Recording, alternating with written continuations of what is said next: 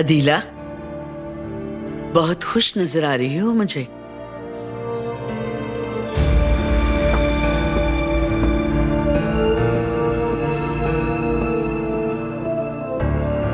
मैं नीमत और अपनी शादी के बारे में सोच रही हूँ।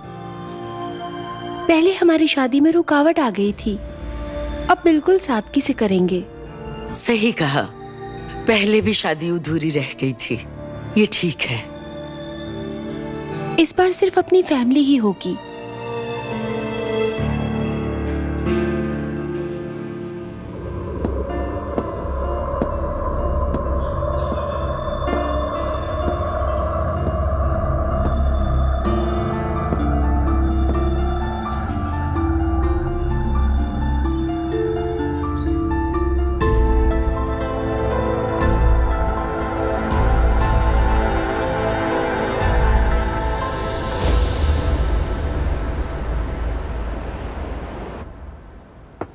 क्या वो सुबह चला जाएगा?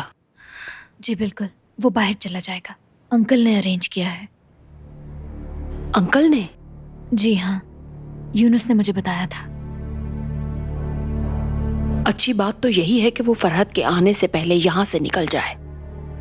यूनुस मुझे ये कह रहा था कि अगर फरहत उसे मारने लगा तो वो उसे सब कुछ बता देगा।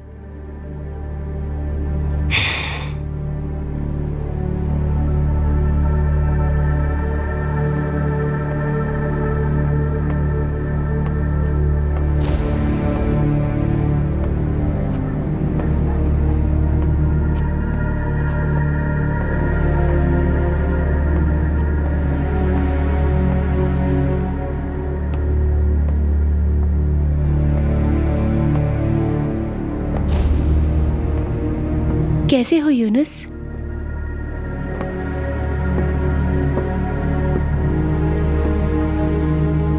आप यहाँ क्या लेने आई हैं? नहीं आ सकती मैं?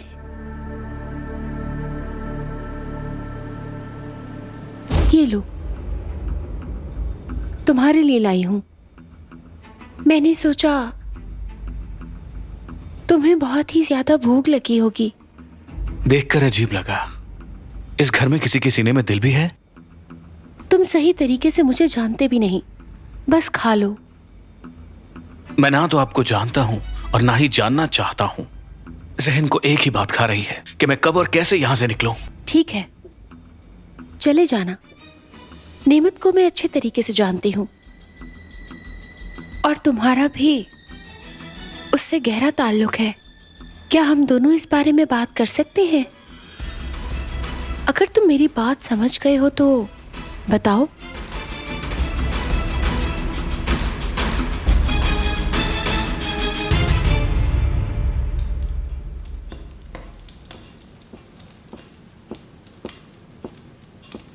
क्या उसकी कोई खबर मिली? क्या अपने दामाद का पूछ रही हैं आप? वो मेरा ही दामाद नहीं, तुम्हारा भी लगता है। पुलिस उसे हर जगह ढूंढ रही है, नहीं मिला वो। फरहत आ गया क्या? तुम्हारा शहजादा अपने कमरे में होगा। और ये भी तुम्हें बताऊं कि आसल चली गई है। अच्छा है, उसे पहले ही चले जाना चाहिए था। खामखा सबको टेंशन में डाला उसने। अदीला कहाँ है? अब एक एक करके सबका पूछोगे तुम? ठीक है आप नहीं पूछता।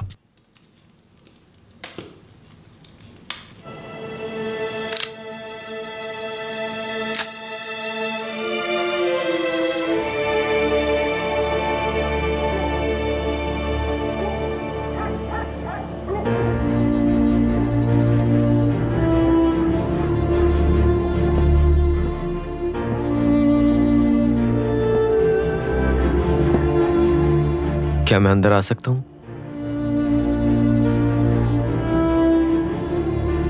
फरहत देखो, मैं जानता हूं कि ये मेरा मसला नहीं है, लेकिन चुप क्यों हो गए? बोलो आबिद। तुम पहले जैसे ही बन जाओ भाई। तुम क्यों बदल गए हो? कुछ समझा नहीं हूं मैं अभी तक। खुल के बात करनी चाहिए तुम्हें। क्या बात करूं? हम लोग जो कुछ भी कर रहे हैं, क्या तुम्हें लगता है कि कभी इसका कोई नतीजा निकलेगा? इसका नतीजा निकलेगा। तुम देखते जाओ कि क्या होता है, और आसिल भी आ जाएगी वापस। इंशाल्लाह फरहत, इंशाल्लाह जो तुम कह रहे हो बिल्कुल वैसा ही होगा। लेकिन एक बात याद रखो कि आसिल भाभी को कुछ नहीं होना चाहिए।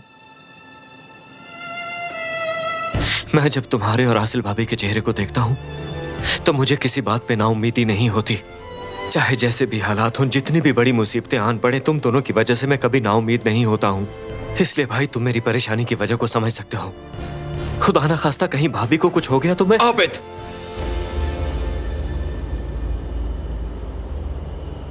बस करो, जज्बाती होने की जरूरत नहीं। ठीक है फरहत भाई।